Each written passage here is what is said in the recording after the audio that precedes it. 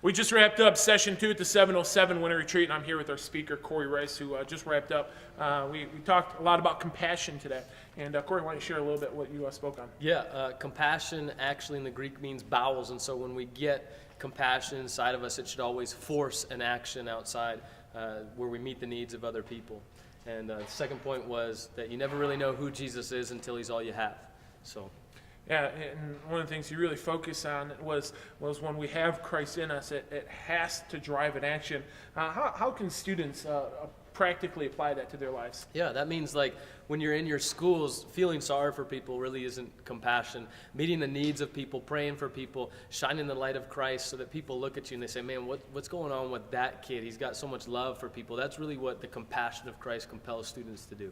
Absolutely. One of the things I appreciated you sharing right at the beginning was that it's impossible to worship God if you're unsure of how he feels about you. Yeah. What do you think are the biggest struggles that students feel when they think about how God sees them?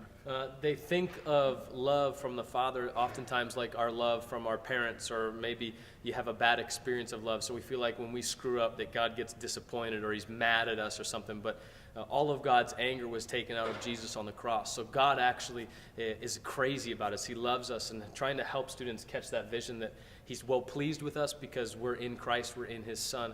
It causes us to do things out of love, not to earn it. So. Absolutely. Well, great, Cory. Appreciate your words, and we'll check in back in after the third session.